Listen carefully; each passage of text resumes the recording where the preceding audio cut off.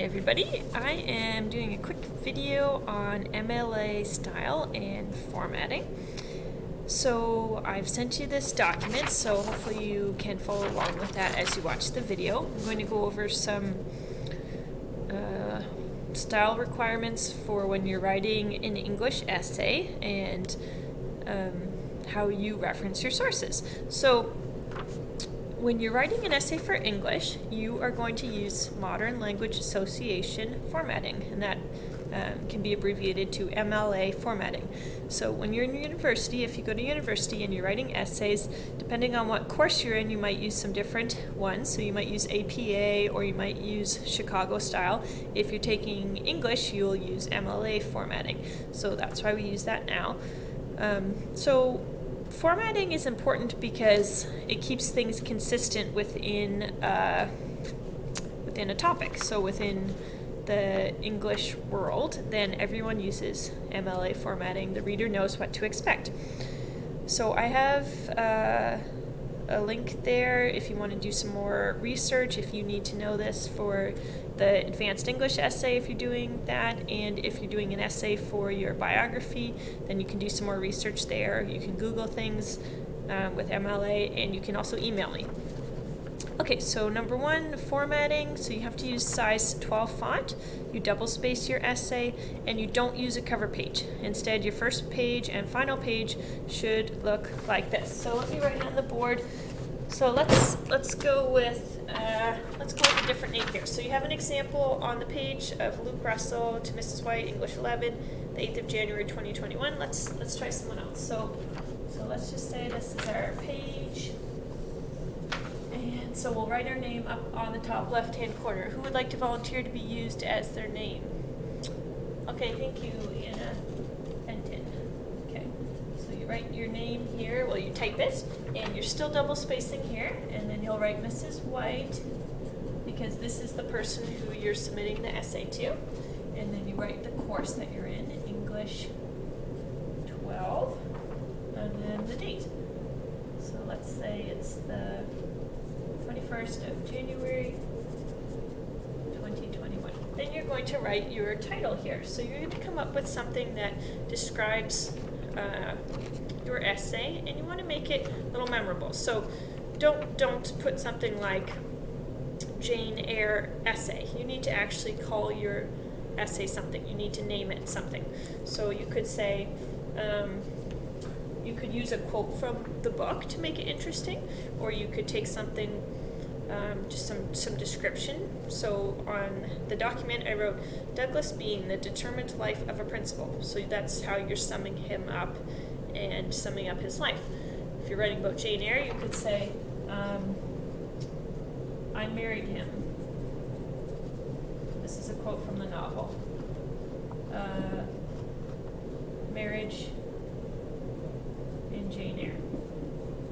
Now this is really, I'm writing really big here, but it would fit across the page there.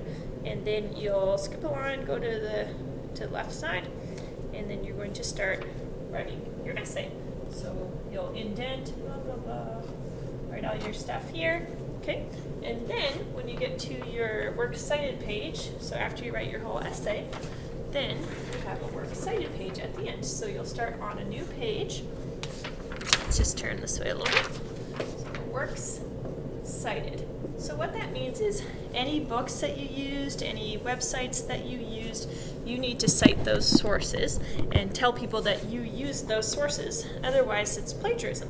So you're going to write down all the books that you read and referred to in your essay. So if you used some information in your essay from one of these books, then you have to put it in your works cited page.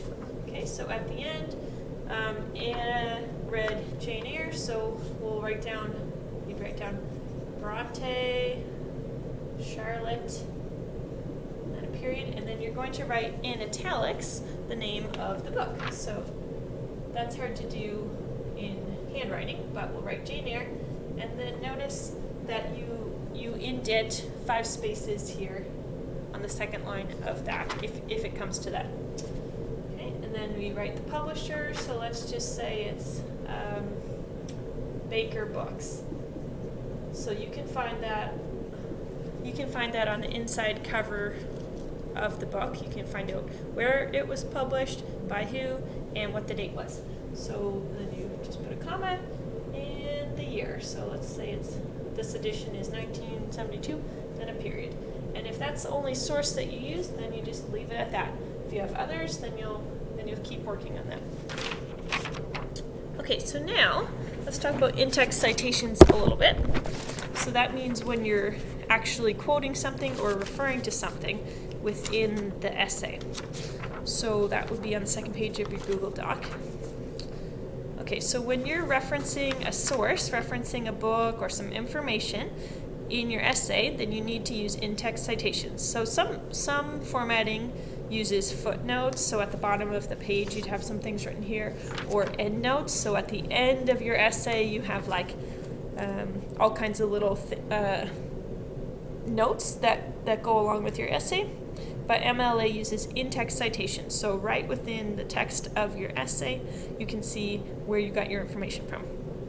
Okay, so on my page I have Douglas Bean claims to have earned 7 PhDs. Oh my. And then in brackets 26. So the 26 means that's the page number I got this information from.